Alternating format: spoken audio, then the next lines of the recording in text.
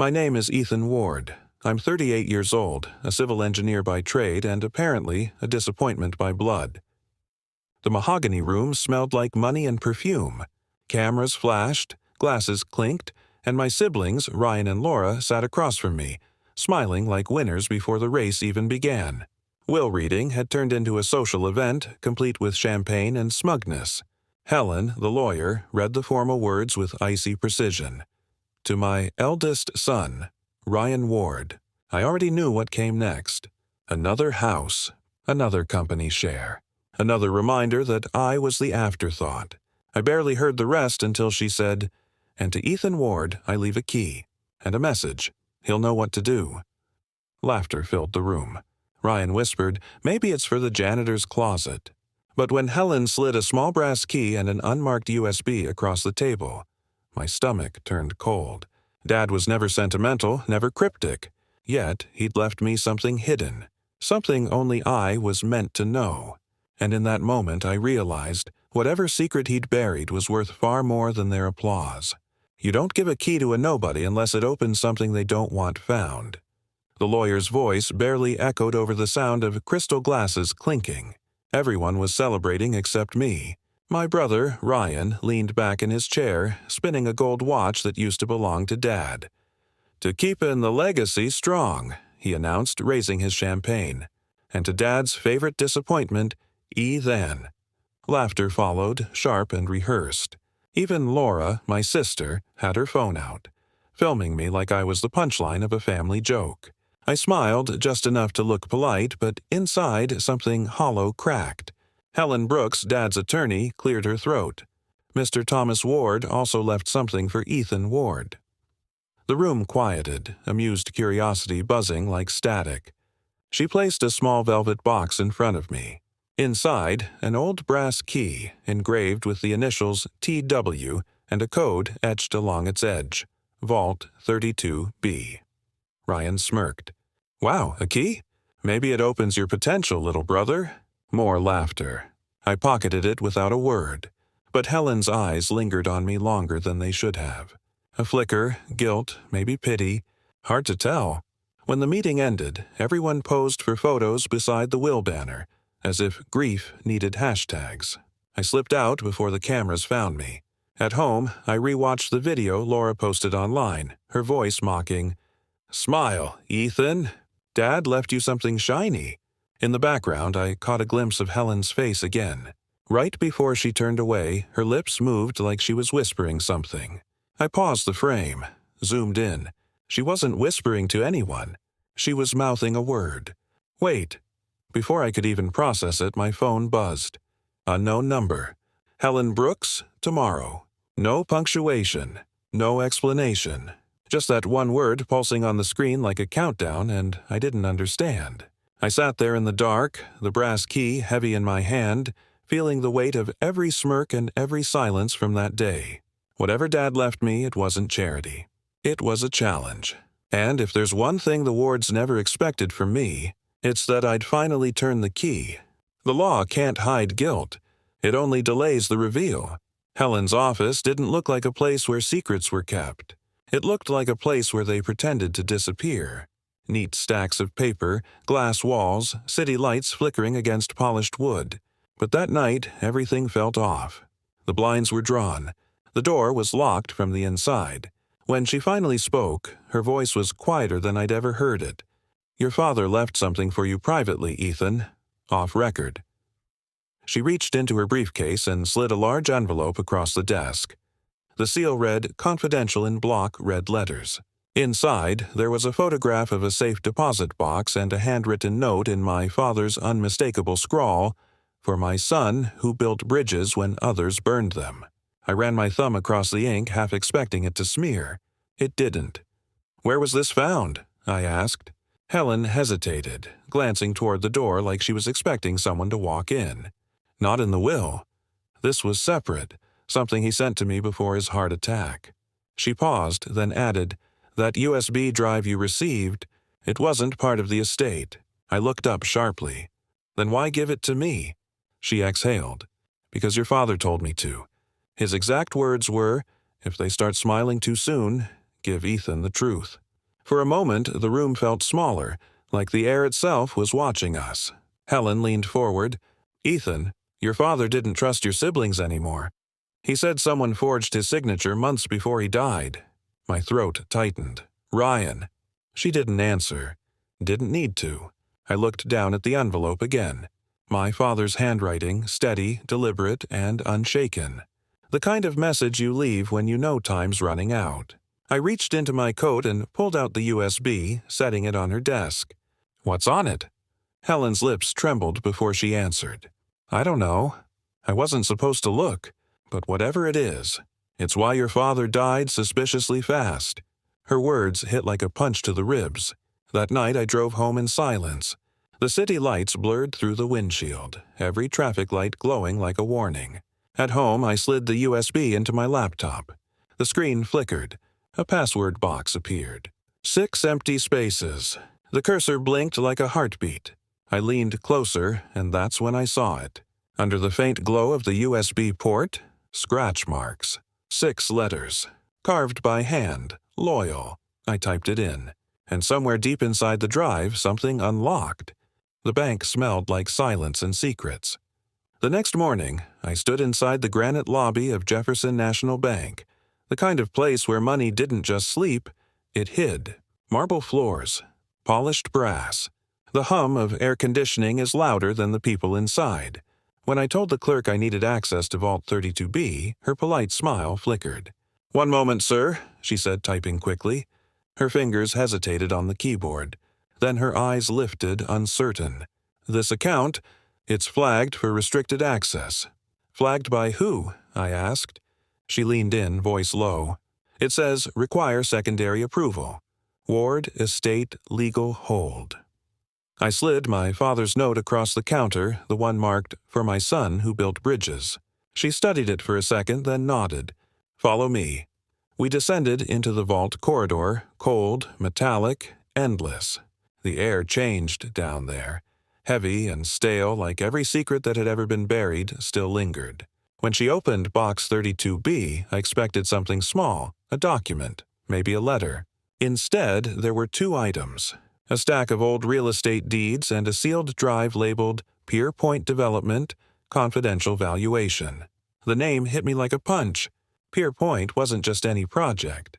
It was the crown jewel of Ward Developments, the one that had made Ryan untouchable. I slid the papers out, flipping through the folders. One stood out, heavy paper, fresh ink. Property valuation, $72,000. But this wasn't the public file I'd seen before. This was different. The ownership line read, Ryan Ward, 50%, holding transfer filed, Ethan Ward, 50%, private trust transfer. Signed by Thomas Ward, dated 2 weeks before death. I froze. Dad had given me half of the empire and no one ever told me. My hands trembled as I turned the page, trying to process what it meant. Why hide this? Why me? Because he knew. He'd known what Ryan was doing, and he'd tried to protect what was left. I slid the documents back into the folder, heart pounding. That's when I heard it. A faint click, then another. I looked up. A small red light above the security camera blinked twice, then stayed on. Someone was watching. I snapped the box shut, grabbed the envelope, and walked out fast, but every reflection in the polished walls looked like a shadow moving behind me. In my chest, one truth beat louder than my pulse. This wasn't about inheritance anymore. It was about exposure. Money doesn't make enemies. Secrets do. That night, my apartment felt too quiet, like the air was waiting for bad news. I'd locked the documents in a safe, but my mind wouldn't rest. Every tick of the wall clock sounded like the USB drive calling me back. Then my laptop chimed. New message. No sender, no subject. I hesitated before clicking. You should have stayed out of it. Or, my stomach sank. Ryan. Or someone pretending to be him. I hit forward and sent it straight to Helen Brooks. Within seconds, the email bounced back. Delivery failed. Address not found. That didn't make sense. I'd written to her before. I tried calling 3 times. Straight to voicemail. The 4th time, her phone went dead. By midnight, I was behind the wheel, driving toward her office downtown. The city was mostly asleep, But the law firm's building stood dark and hollow. No lights, no guard. Just silence. Helen Brooks had vanished. Back home, I sat in the dim glow of my desk lamp, flipping through Dad's note again. For my son who built bridges when others burned them. Maybe the bridge wasn't about family, it was about truth. I opened my contacts and scrolled to a name I hadn't seen in years. Grace Holloway. Dad's longtime assistant. Loyal, meticulous, and quiet. The kind of woman who knew everything without ever saying it. When she answered, her voice was cautious. "Ethan, it's me," I said. "I need to ask you about Dad." Silence stretched. Then, "He told me this day might come." "What day?" I pressed. "The one where you start asking questions your brothers don't want answered." My pulse quickened. "Grace, I found something, documents, property transfers. He left me half of Pier Point." She exhaled shakily. "Then you're already deeper than you think. What did he mean by Project Aurora?" I saw the name in a file. Her voice dropped to a whisper. "That was his last project. The one he locked behind biometric access. Only his DNA could open it." A chill slid down my spine. "Do you know where?" "I know where it was," she said. "He made me promise to tell you only if Helen couldn't." She hung up before I could ask more. 2 minutes later, my phone buzzed. A new text. From Grace, coordinates and a photo. An old storage warehouse on the city's edge, rusted doors, and my father's initials spray-painted across the steel. T.W. The caption read only 3 words. He left it alive. The air tasted like dust and betrayal. The coordinates led me to the edge of the industrial district where the city forgets itself. Half-collapsed warehouses, flickering streetlights, and the hum of power lines that sounded like warning whispers. When I found the one from Grace's photo, my headlights caught the faded initials T.W. on a rusted metal door. Dad's mark. The lock was already broken. That scared me more than if it had been sealed. Inside, the air was stale, paper, oil, and time. My flashlight cut through layers of dust and silence. Rows of metal shelves stretched down the hall stacked with boxes stamped Ward Development, Pending Litigation. I tore one open. Old invoices, land surveys, NDA forms. Then another. This one stopped me cold. A single word written across the folder's tab. Aurora. I opened it slowly.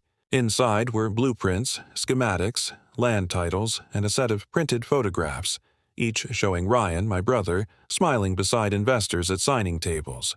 Every photo was dated 2 weeks before Dad's death. He'd been cashing out the company behind his back. I turned another page. The numbers didn't add up, assets transferred, accounts renamed, ownership shifted quietly under Pier Point Holdings, LLC. Ryan's fingerprints were everywhere. I barely heard the footsteps until they echoed right behind me. "Ethan." I spun around. Grace stood in the doorway, wrapped in her coat, eyes wide. "You shouldn't have come alone," she said, glancing over her shoulder. "You texted me." "I didn't think they'd be so fast," she whispered. "You're being followed." My heart hammered. "By who? Ryan?" She didn't answer, just nodded toward the papers in my hand. "That file, keep it. It's what he killed the deal for." I pulled another folder from the same box, thicker, heavier. The label read Beneficiary Transfer Confidential. I opened it. Legal language, dense paragraphs, but the last page spoke loud enough. Primary trustee, Ethan Ward. Effective date, August 17th, 2 days before death. My father had rewritten the trust. The entire company, his empire, was meant to pass to me. My pulse roared in my ears. I looked up at Grace. "He knew," I said. "He knew they'd steal everything." Before she could answer, a harsh white light cut across the room. Headlights. They flashed through the broken warehouse windows, sweeping over us like searchlights. Grace froze. Through the grime-streaked glass, I saw the shape of a black SUV pulling up. The license plate glinted under the beam. Ryan's. Family doesn't break in. They barge in. The warehouse door slammed open so hard it echoed like gunfire. "Ethan!" Ryan's voice cut through the shadows before his silhouette filled the doorway, outlined by the SUV's headlights behind him. He wasn't alone. Two of his corporate security goons hovered just outside, hands in their pockets, pretending to be calm while everything about them screamed threat. I didn't move. Grace stood half-hidden behind a file cabinet, clutching her phone.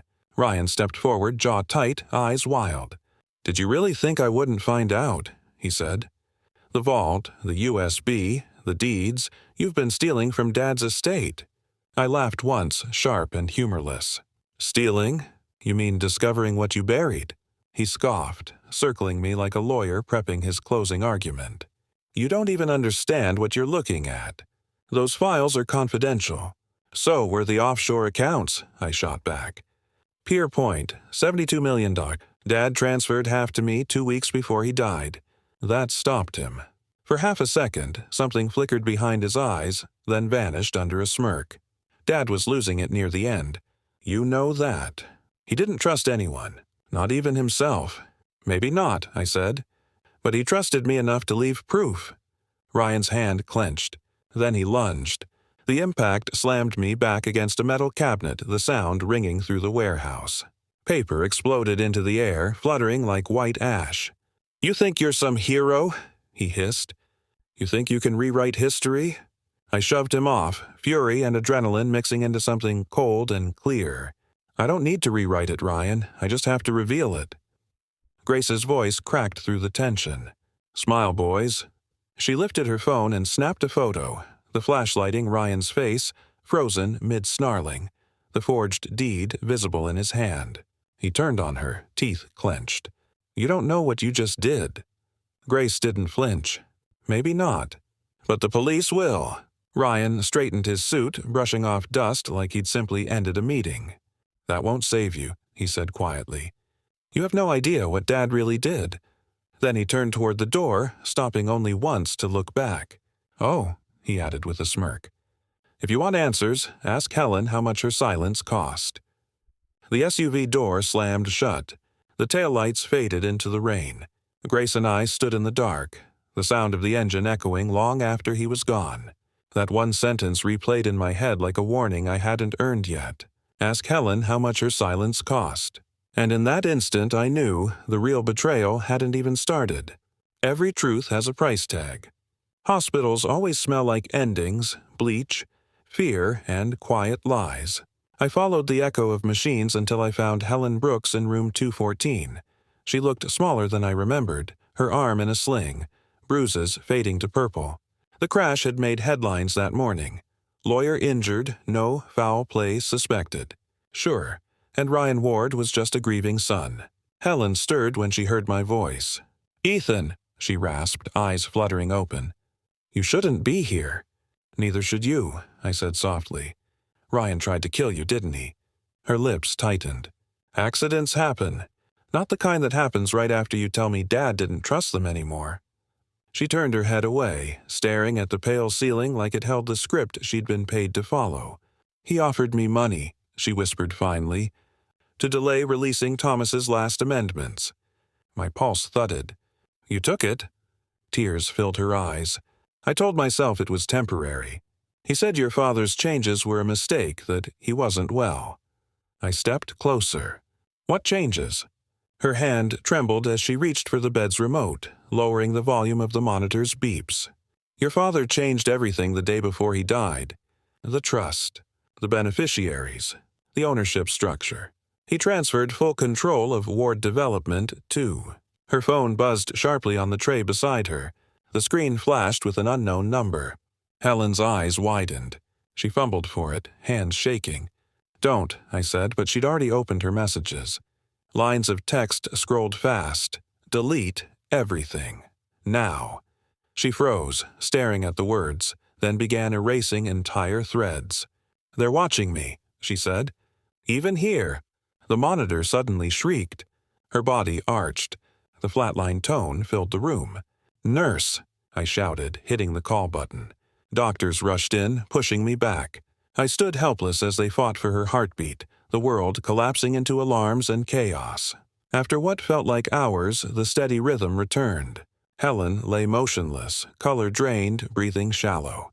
I waited until the staff left, then looked at the chair beside her bed.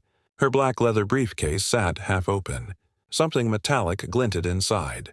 I reached in, my hand still shaking, and pulled it out. A small flash drive. Silver casing.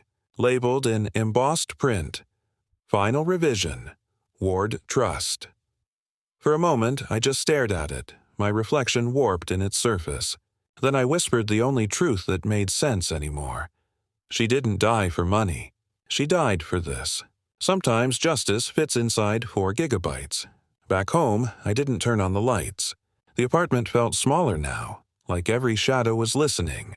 The flash drive from Helen's briefcase sat in my palm, cold as guilt. I plugged it in. The laptop hummed to life, screen glowing pale blue across the dark room. A single folder appeared, Ward Trust, Final Revision. My hand hovered over the mouse. Then I clicked. The file list was short. 1 video, 1 ledger, 1 legal addendum. I opened the video first. Dad's face filled the screen, older, thinner, but unmistakably himself. His tie crooked, his breathing uneven. The timestamp read the day before his death. "Ethan," he began, voice shaky but steady, "if you're watching this, you already know. The trust is yours. Protect it from them." He glanced off screen as if expecting someone to walk in. "Ryan and Derek have been laundering money through shell subsidiaries. They think I don't see it, but I do. I built this company to last, not to line their pockets." He coughed, wincing, then forced a faint smile. "You were always the one who fixed things quietly. That's why it has to be you. If they find this before you, they'll bury the truth. Don't let them."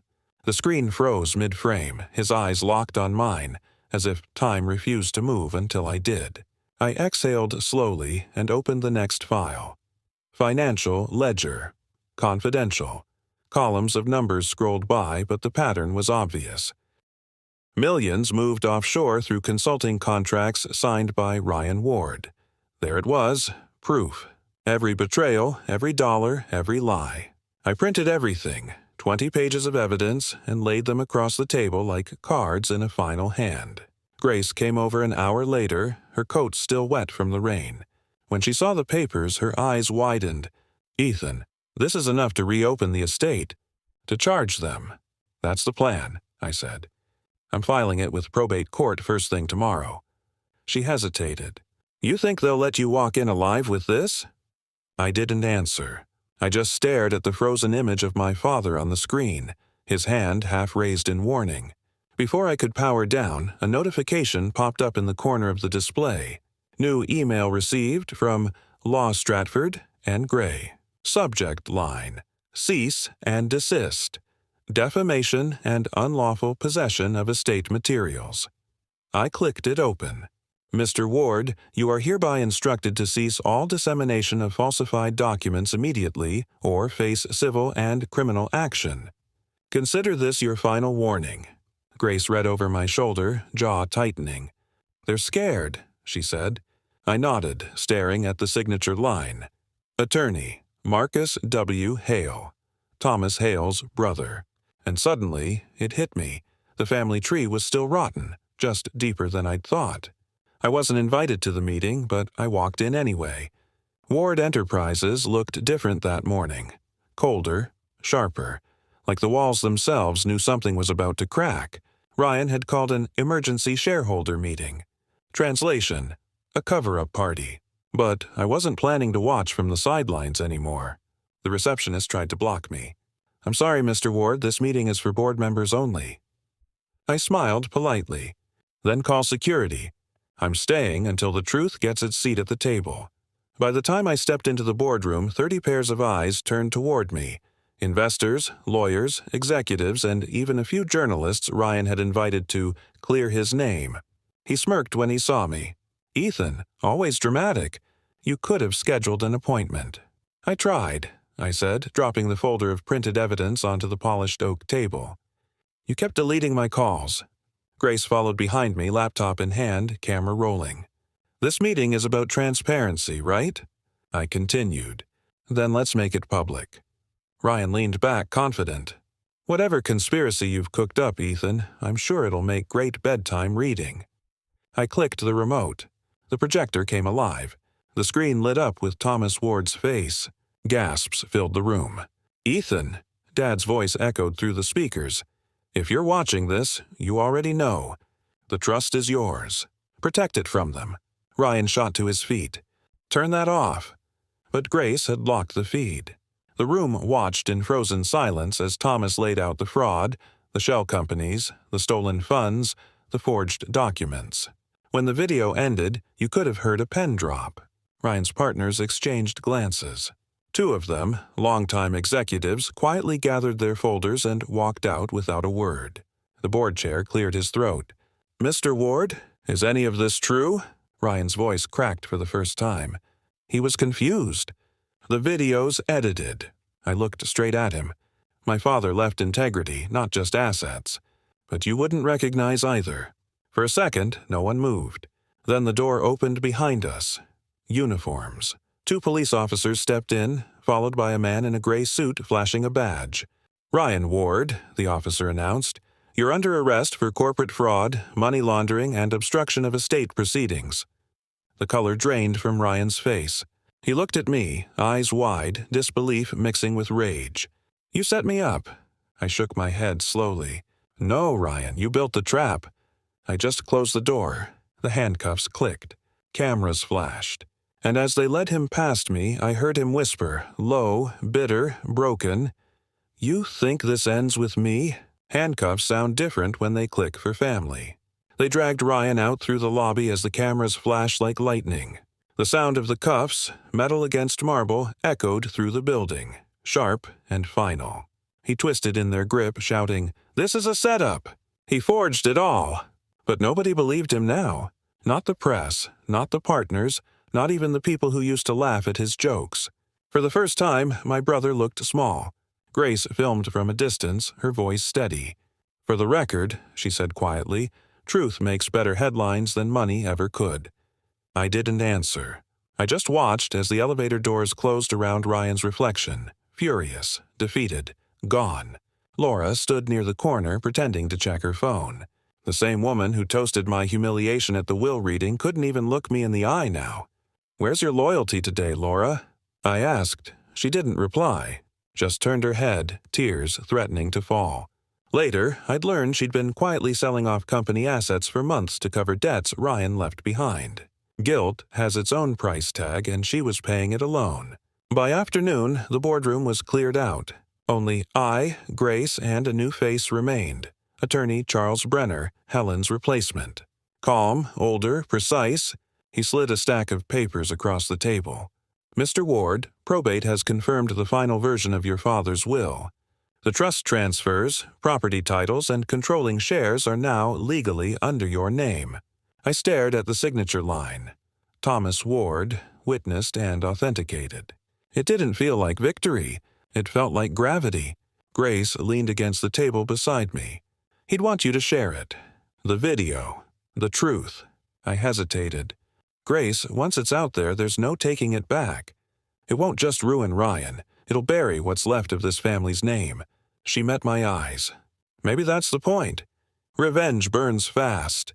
Justice lasts longer." For a long moment, the room went still. The rain outside hit the windows softly, like applause from someone who'd already left. Then I opened my laptop. The screen glowed to life. Thomas's frozen face stared back at me from the paused video file. I clicked upload. Title: The Truth. My father took to his grave, and why I'm done hiding. Progress bar 1%. 25%. 100%.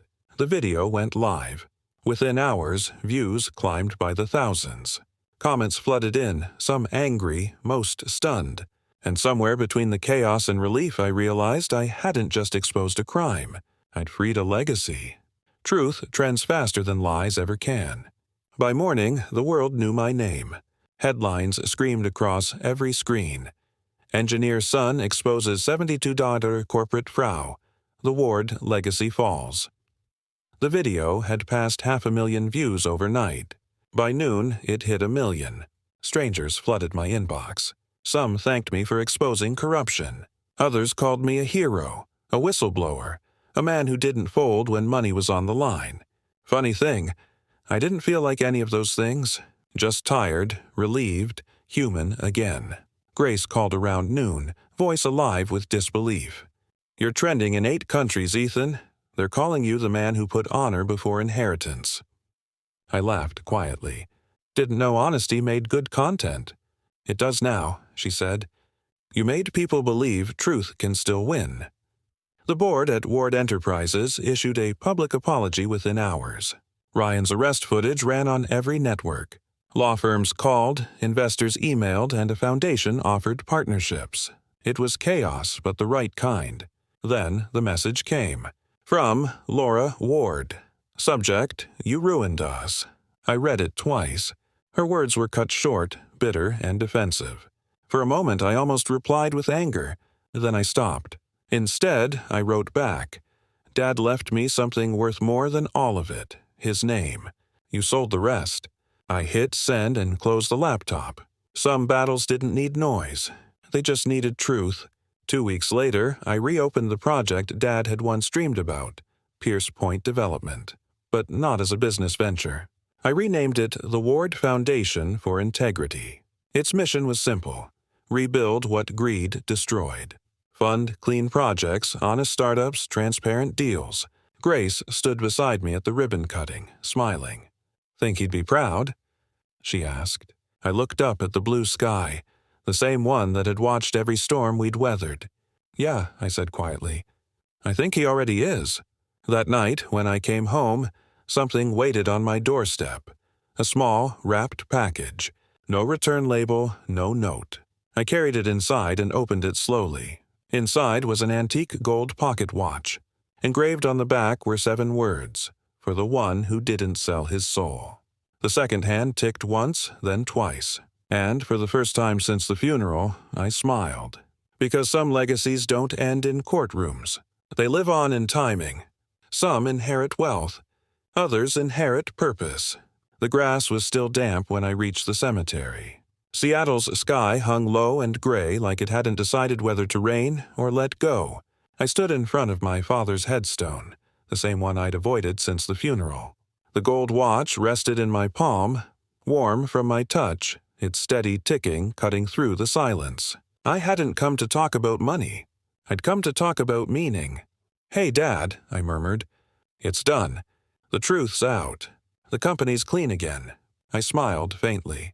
"Guess your quiet son made more noise than you expected." The wind shifted, brushing past the trees like an answer I couldn't hear but could feel. Behind me, gravel crunched under careful footsteps. "Grace." She walked up, holding a small white envelope sealed with wax. "This was found in Helen's things," she said softly. "She wanted you to have it." I broke the seal with shaking hands. Inside was a single sheet of lined paper, handwritten in my father's unmistakable scrawl. "Ethan, you were never forgotten. You were my correction, not my mistake. Some men build empires. Others build redemption. You were always the second kind. Dad." My throat tightened. I traced his signature with my thumb, realizing for the first time that every cruel silence, every unanswered question, had led me here, to understanding. Grace placed a hand on my shoulder. "You did what most people wouldn't. You turned pain into proof." I exhaled slowly, the kind that empties out years of weight. "I didn't win, Grace," I said. "I just stopped losing what mattered." Later that week, I stood in the glass conference room that once belonged to Ryan. The Ward Foundation for Integrity plaque gleamed on the wall behind me. Engineers, students, and families filled the space. People who believed honesty could still build something that lasts. As the city skyline burned gold under the sunset, I looked down at the watch in my hand. It ticked with perfect rhythm, the same one that had carried my father's legacy through time, betrayal, and truth. I smiled and whispered to the glass reflection in front of me. They mocked me at twill reading. But the real inheritance was never money. The second hand clicked once, steady, certain, alive. And as the screen fades to black, my voice carries through one last time. If you've ever been underestimated, subscribe. Your story deserves to be told.